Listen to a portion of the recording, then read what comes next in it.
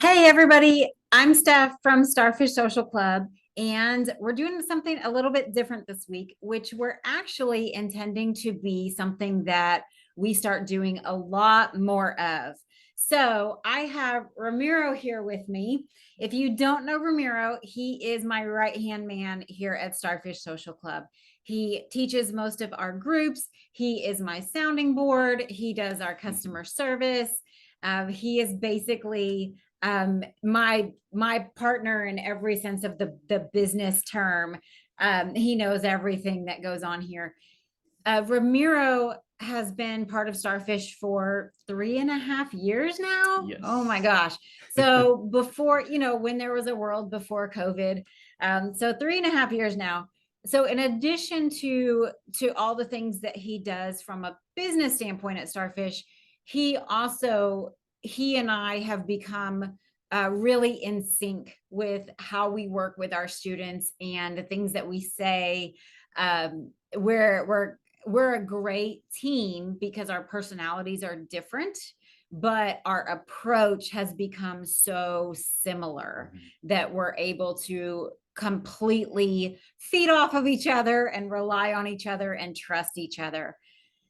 So, what we're going to start doing is taking the conversations that we have several times a week about things that happen here at Starfish and turning them into this on YouTube and our podcast so that parents, teachers, anybody who wants to can learn more about the things that we teach our students here, but also the way we talk to our kids, the way that we interact with them, some of the things that we talk about that have nothing to do with our lessons, just random conversations that happen, because we've always known there's so much more that goes on here than we can really communicate, and so much more than just the content that's on the website that we teach.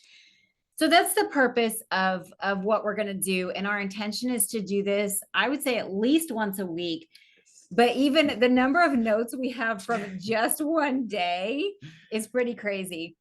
So we'll do this as often as we can, just to give you guys an idea, and hopefully you will hear some things that remind you of your child or your students, and we'll give you some strategies and some different ways that you can respond based on what you hear from us. That's our goal. That's why we're here. So we're just going to jump right in. We are starting with last Thursday and the happenings, the goings on that were last Thursday. Our schedule on Thursdays is we have an elementary group at 5 o'clock. That's lesson time. And then we have game time. Our game times are mixed ages, so 7 to 21 plus. And then we have a group for older students at 7 o'clock. So that is students who are 12 and older. So those are the three different things that we had going on last Thursday. We also had a rescheduled game time on Friday. We're not open on Fridays, but last week we had some bad weather days where we had to close, which doesn't hardly ever happen. Nope. Maybe once a year, but actually usually not.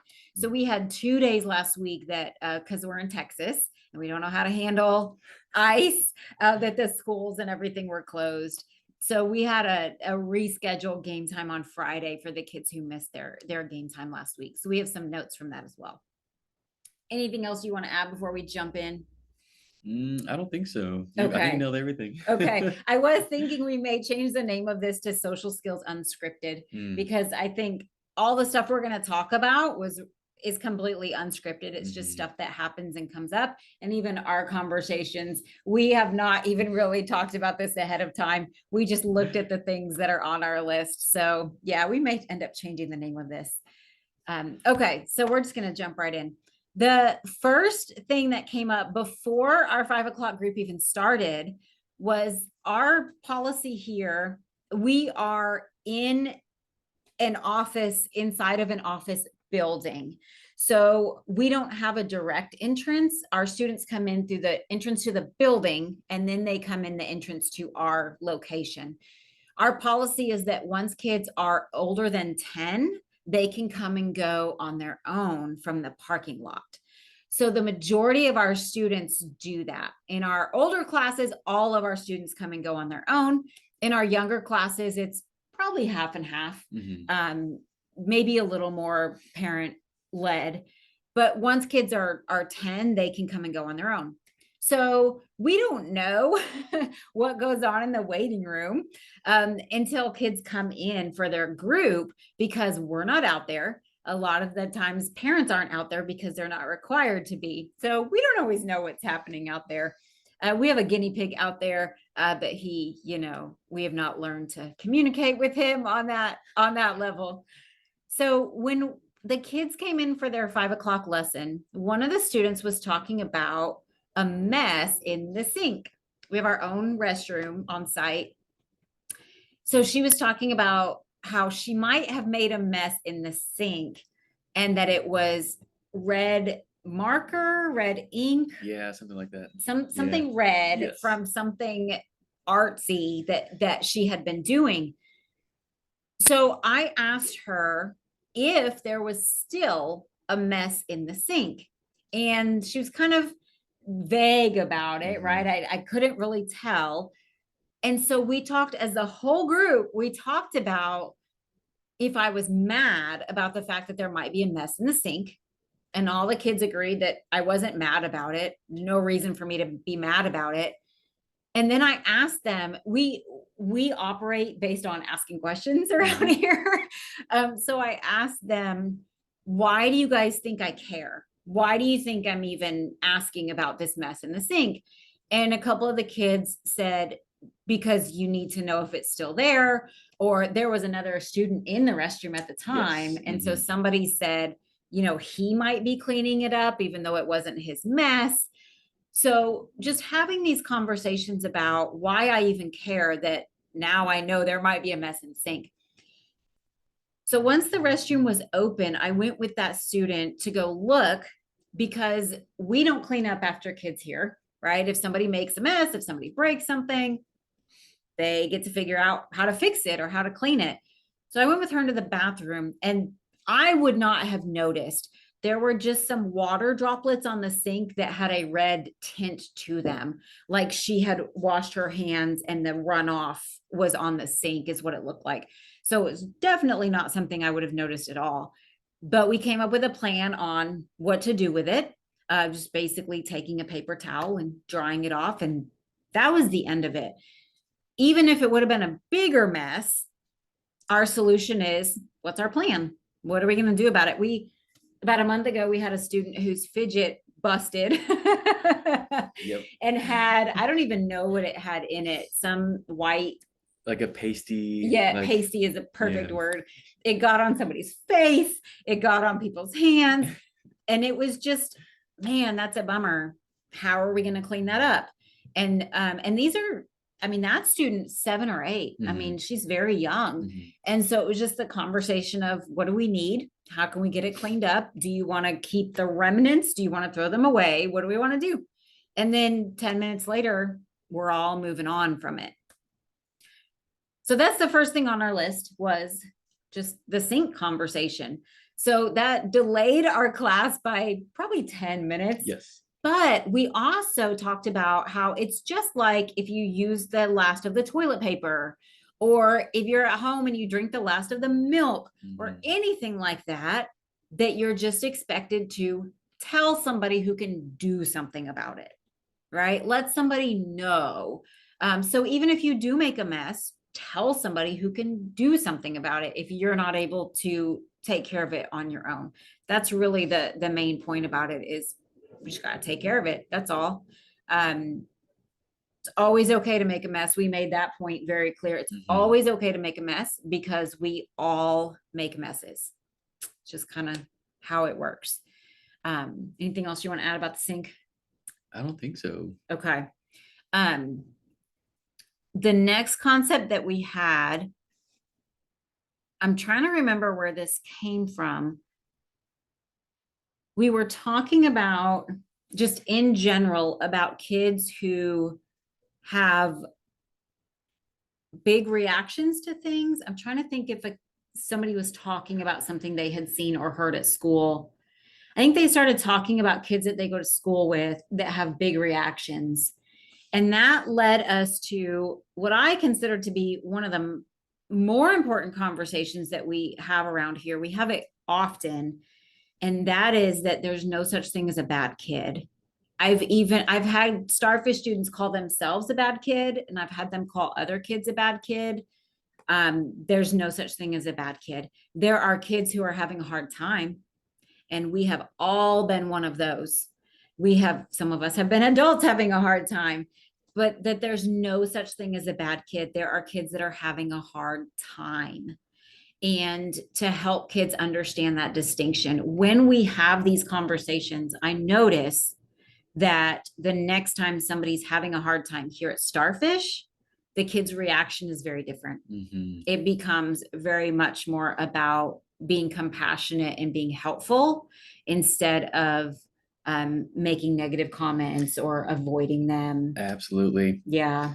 Yeah, I've definitely noticed that whenever that kind of conversation comes up where like our students are talking about someone else at school or maybe someone else at Starfish, like if they did something, or like if they have a big reaction or, they were crying or they were yelling or they were maybe saying something inappropriate.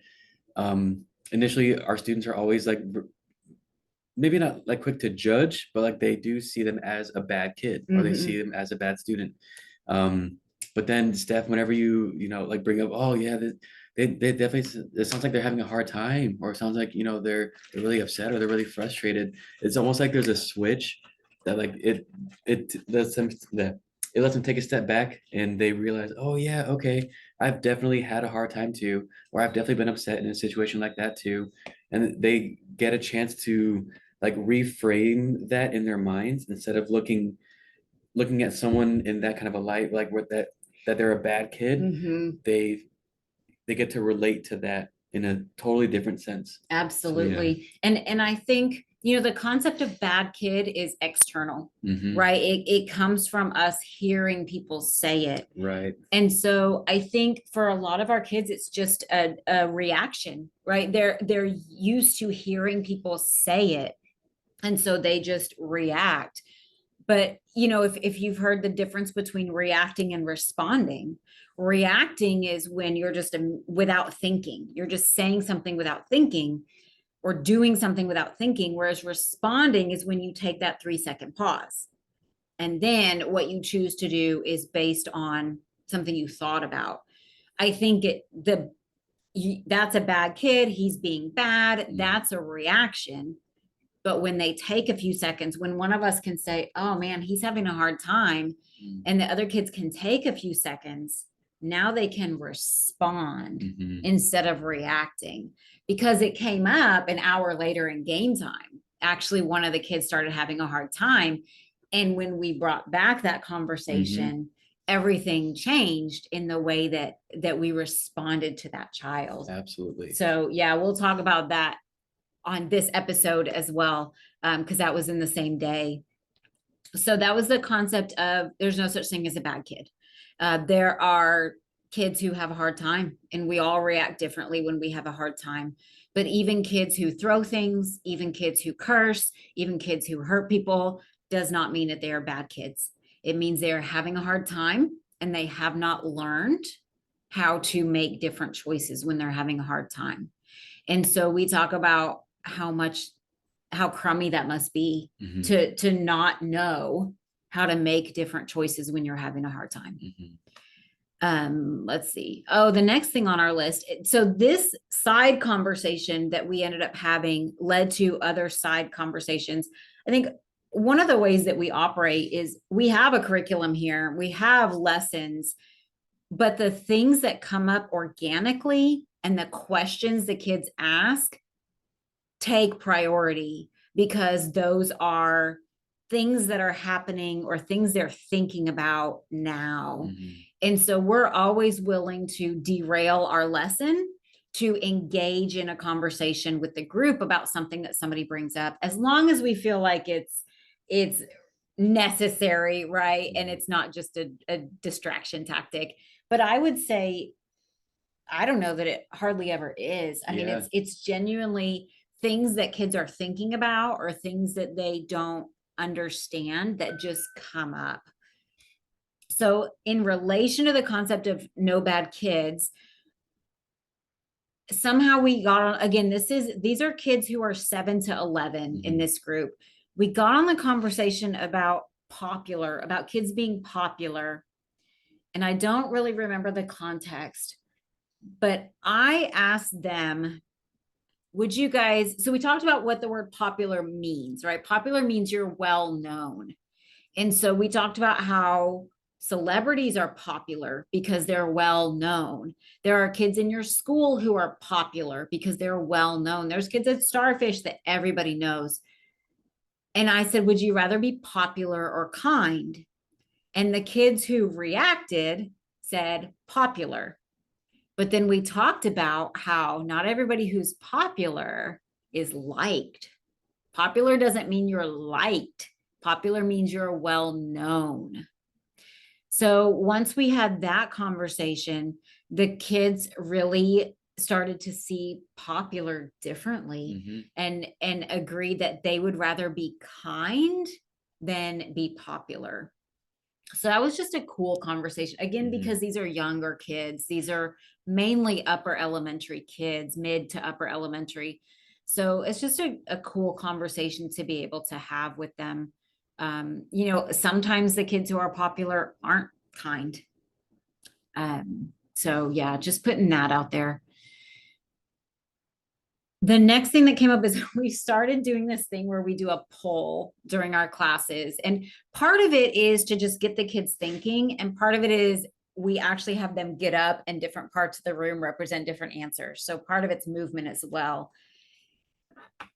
I'm trying to think if that was a different week. I don't even know what the poll question was for last week. Let's see, we were talking about leaving a conversation, saying bye. Was that our poll question? Oh, yes, it was. Okay. So last week's lesson was about how to leave a conversation. And so in the poll, I gave an example of one way that you could leave a conversation. And the poll was, is this a great way to leave a conversation or not? And so everybody got to go stand in the corner that represented what they thought. And I realized that I don't put enough emphasis on the fact that in social skills, I do not believe there's such a thing as right or wrong. There are things that give us the outcome we're hoping for, wanting for, working toward, and there are things that totally derail us from what we're wanting, working toward, looking for. So I stopped and just really tried to make that point to the group that there's no such thing as a right or wrong way to leave a conversation. There's no such thing as a right or wrong way to introduce yourself to somebody, to interrupting. I mean, just any topic that you can think about in social skills. There's no such thing as a right or wrong way to do it, in my opinion. Social is not black and white. There are ways that will be more successful and ways that will be less successful. And that's our goal here, is to teach the kids what ways will be more successful. And then they see that. And so they choose to practice and try those things, not because they're right, but because they actually move the kids closer to where they're trying to go. So yeah, I just felt like that's something that we believe, but I don't know that we've ever really talked to the kids about that. And in that moment, it just became really important for me to make sure that we talked about it.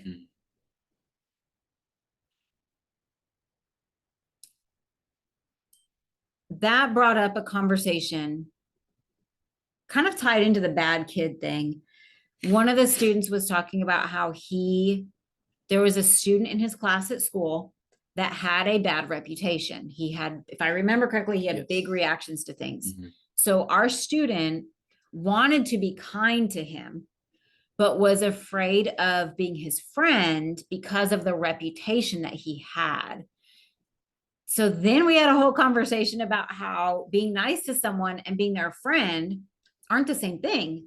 We can be nice to anybody and everybody, but we're not friends with everybody. So that was kind of just a side conversation. Our kids have such a what's a good word? Their concept of who is a friend, their concept of friendships. I don't really know how to say what I'm trying to say, but that it's not realistic, I guess, is it's artificial. Some of our kids think everybody's their friend. Some of our kids think that just because someone's nice to you, they're your friend. Right. Right. Yeah. So maybe it's a little fairy tale. I'm not really, I can't think of how else to say that. So really just making the point that you can be nice to absolutely anyone you want to. It doesn't mean that you're their friend or that they're your friend. So that was another side conversation that we had.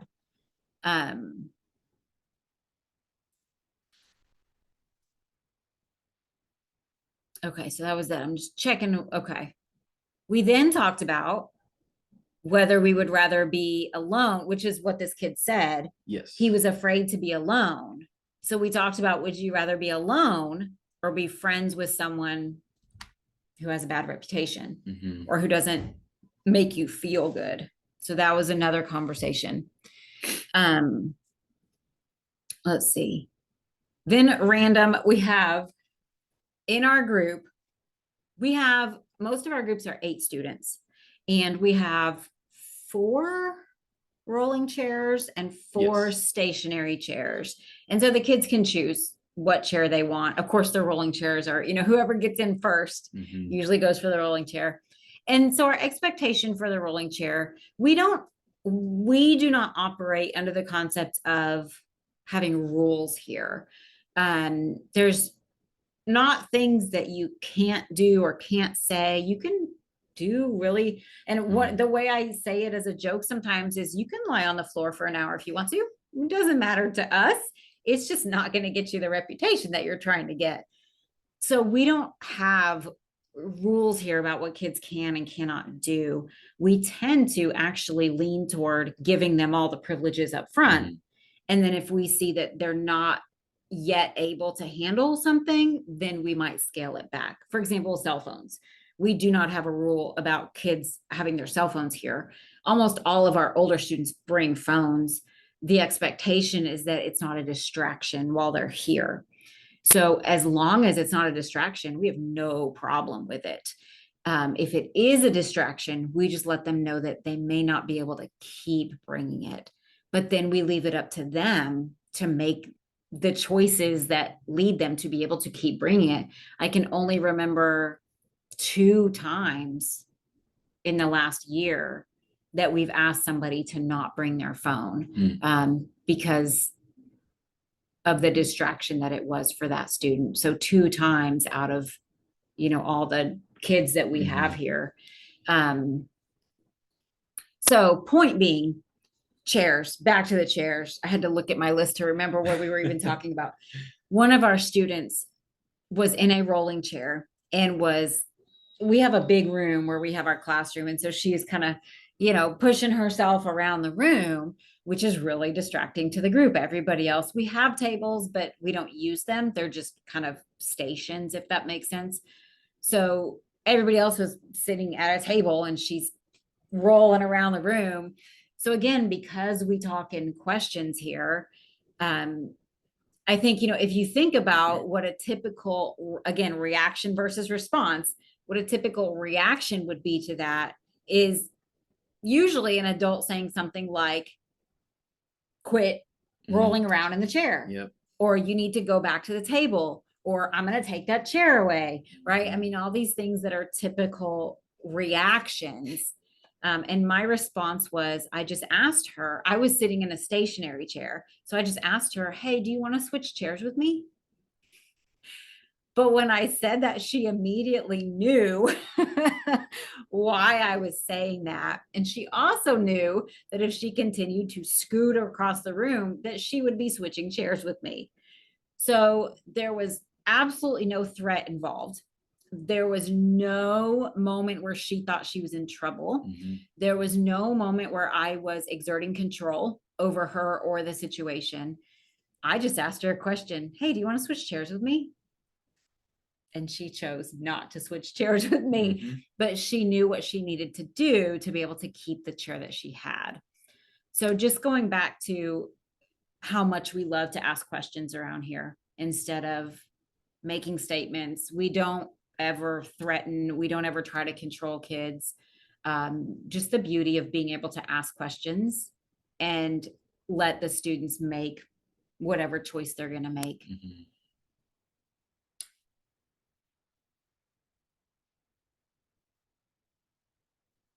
The next thing on our list, this is still the same group, by the way, we're still in the first hour of Thursday, was a student when we started practicing our skill for last week, which was leading a conversation. We were role playing, and one of the kiddos was doing it. I think it was just very awkward, and I feel like it was almost like he skipped a step. Yes, That's what it seemed like. He skipped trying to join the conversation in order to leave it. So like, yeah. Yeah, that makes sense. Yeah. So we were giving him feedback. Like, remember, this part comes first, right? And after a couple times, he got frustrated and he said, "Oh, I'm just doing it wrong." And I stopped and reminded. Okay, let me come back to what we were just talking about. We had a distraction, but it gave us yet another thing to add to our list of things to talk about today. We were talking about the student who was having a hard time with the role play, and his reaction was to say, "I'm doing it wrong." And it was, the timing was so amazing because this is the day that we had the whole conversation about there not being such a thing as right or wrong. So it was the perfect opportunity for me to jump in and say, remember, there's no such thing as right or wrong. I just noticed that if you do it the way that you're practicing it now, it's not going to have a great outcome. It's going to be, a little clunky, a little awkward. And I don't want that to be your outcome. And so once we just had that brief little side conversation, he came back and he tried it again, and his mentality about it was really different. Yes. Because it's not that he was doing it right. There is no right or wrong. And even if he were to go to a different social club or work with a speech therapist or an ABA therapist or they're going to teach him a different way to do it probably. So definitely don't want to reinforce the concept of there being any kind of right or wrong way. There's just, I have learned through our kids what has the outcomes they want and what doesn't. And so that's what we base everything on is being able to see what that outcome will lead to versus what this outcome will lead to. Okay, so now we'll talk about the distraction that happened. As I mentioned, our students are welcome to come and go on their own. We currently have about 20 minutes before our group starts for today. So we are in the office, which is behind a closed door, recording this, and somebody obviously got dropped off early, totally fine. They are older, they are welcome to stay in the waiting room, but came through the closed door and just kind of barreled their way back into Starfish, even though it's not time yet. The door was closed. And when I went out there, there's another student sitting in the waiting room. So this student actually, this is not the first time that's happened. I think there's our kids are so much less aware than we realize. So much less aware. Closed doors tend to not always mean anything to them, whereas to the rest of us, a closed door means stop. To a lot of our kids, it does not mean that at all. The concept of checking to see what time it is, the concept of the fact that there's another student that's sitting waiting. Last time it happened, there were 3 kids sitting and waiting in the waiting room, and she still came right on back. But it's just a conversation, right? It's just, what do you notice? I noticed the door was shut. What do you notice about the time? Oh, I notice it's, 5:37 or whatever. What do you notice about the waiting? I notice that there's another student sitting in the waiting room. So again, I don't want to tell her what to do. That's not helpful at all. And telling people what to do creates an adversarial dynamic. I just want to ask questions. I just want to ask questions that help her learn how to become more aware of her environment. That's my purpose, is what can I help her notice? Well, that's our big word here, notice, right? What do you notice about the time? What do you notice about the door? What do you notice about the waiting room? What can I help her notice that hopefully next time she starts to internalize? And then from now on, she starts to internalize that. And when she comes in the main door, she can look at the clock, she can look at the waiting room, she can look at the door and make decisions based on that. So the only time here that I would say we ever tell somebody what to do is if there's a safety issue, which hardly ever happens. But if it's not a safety issue, which is 99% of the time, we don't tell kids what to do here. We ask them questions. We might make suggestions if we think that they don't really know. We might, ask questions, make suggestions. Yeah, absolutely. And I'm sure we'll talk more about this, but a lot of times as well, me and Steph will have conversations with each other, like loud and clear, like in front of the other students, so that they pay attention to what we're thinking about and what we're talking about. And that also helps them like pick up on the clues that they may not have noticed before, or helps them with the suggestions or with what their options are. Just by hearing other people talk about it and hear what we're processing through, like it helps them understand more as well.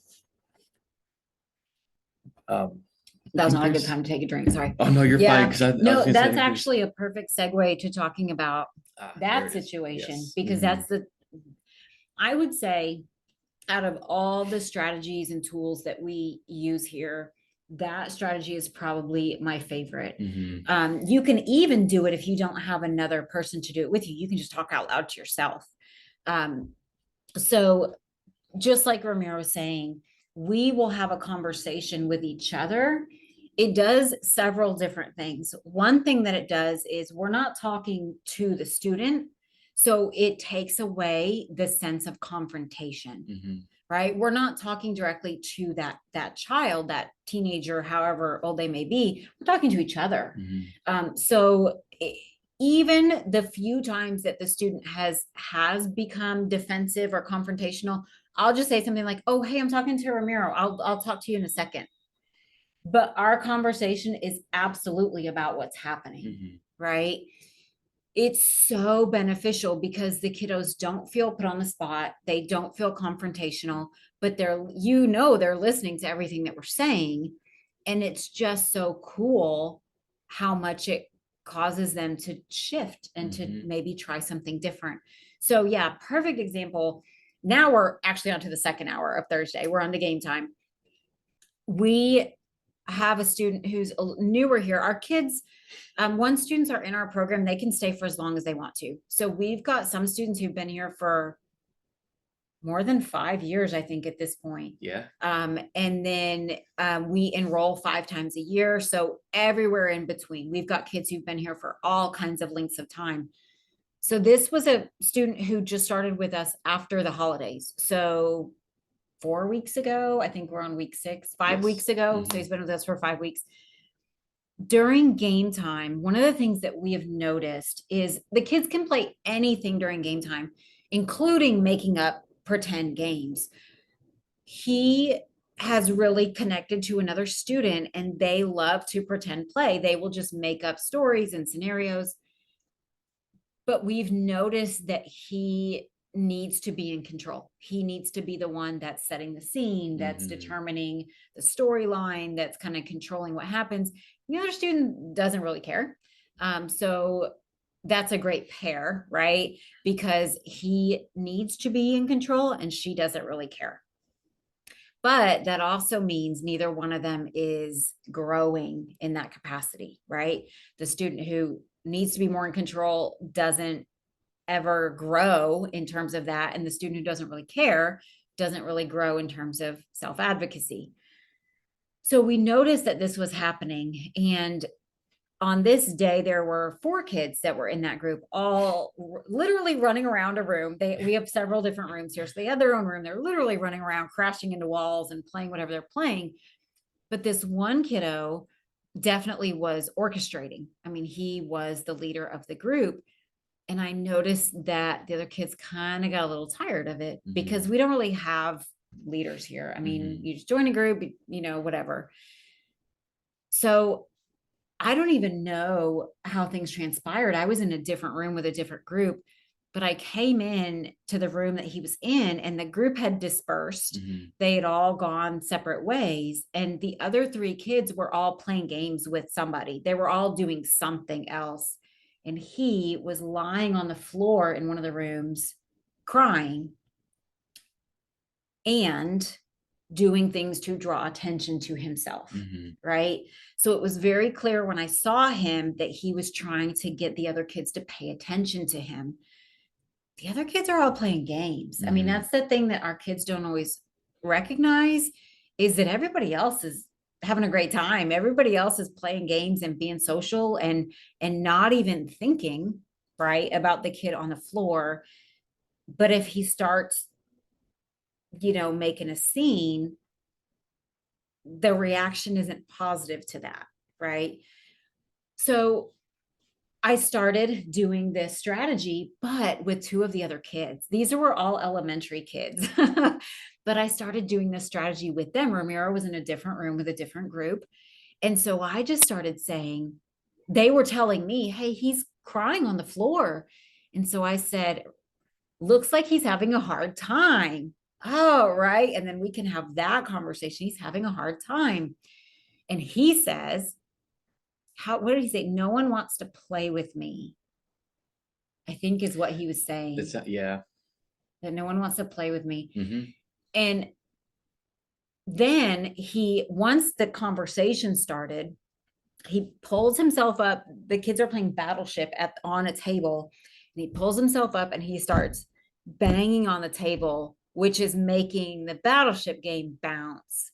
And so the 2 kids who were playing Battleship started to get a little frustrated and had asked him to stop banging on the table. He did not. So I looked at the 2 of them and I said, I wonder what he wants. I'm thinking he wants someone to play with him. But when he bangs on the table and you guys are playing a game, does that make you want to play with him? And of course, they were like, no. But you see, I'm not talking to him. I was not talking to that student. I was talking to these 2 kids that were playing the game. But he's right in on it. He's listening, right? So then I asked them, if we think that he wants someone to play with him, what do you guys think he could do differently that would cause somebody to want to play with him? And one of the kids immediately said, we could just ask, right? I mean, he could just say, hey, can somebody play with me? Or he had another suggestion too of something else that he could say or do. But again, these kids aren't in the situation, right? So they're more logical than the kiddo who's in the situation because he's emotional. So we have that conversation. And it was super cool to be able to have this conversation with these 2 kids. But the whole point of it was the information that the target kid was getting out of it the whole time. There was another student in the group that was bothering other kids, we don't ever bother people intentionally. He's also newer and has a bit of a hard time with the group dynamic. He's learning how to be part of a group. And he kept saying other kids' names, even though they were playing a game together and they were getting annoyed with him. And so the suggestion was made that maybe those two kids could play a game together because neither one of them had a game.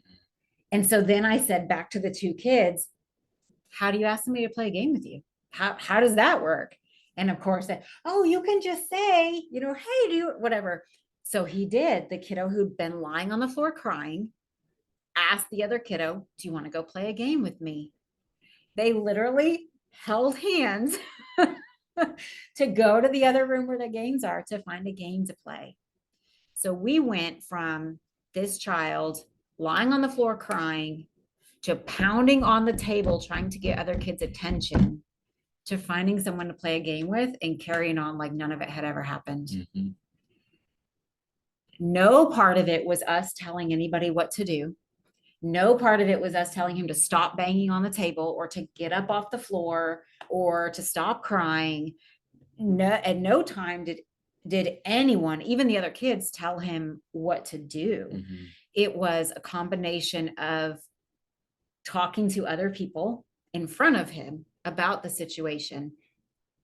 I also said during that conversation, when he started talking, he said something, no one wants to, the kids want to play with me, but then it gets crazy and everybody leaves, is what he said. And I said, I notice that when you guys play together, you tend to take over. And I notice that the other kids tend to leave after that happens. Like they don't want to be told what to do. And one of the kids who was playing Battleship said, I used to do that. He said, I used to always try to make kids play by the rules. If this is what the rule is, this is how we're going to play. He just had like this, I used to do that. So that was really cool because it's a learning moment for the kiddo who's lying on the floor, but it's also a learning moment for the two kids that are part of the conversation because they are helping to generate solutions to the problem, right? We are all becoming better problem solvers by experiencing other people's situations and how they choose to handle them. So we have more to talk about that game time, but we have kids waiting for us for our next class for today. So we will definitely do more of these, and I'll put a note on our notepad where we left off so we can pick back up there on the next one. But we would love your feedback. You can comment on here. You can email us hello@starfishsocialclub.org. We're on Facebook, Starfish Social Club SATX. You are more than welcome to reach out to us and let us know what you found helpful. Hopefully there were some light bulb moments. But I think, we've got dozens and dozens of kids in our program, and our goal is just to share with everybody how our kids learn and grow when we don't ever tell them what to do. We don't ever yell at them. We don't ever threaten them. We don't ever take things away from them. And our program is for kids who are autistic and have ADHD mainly. So, we have up to 15 of them at a time on any given day. And this is how we do it. This is kind of our process and our methodology to help them become better social problem solvers. So thank you guys for joining us. We'll see you again probably within the next week, because we haven't even made it through 2 hours of having kids here. So yeah. All right. Thanks, guys. We'll see you next time.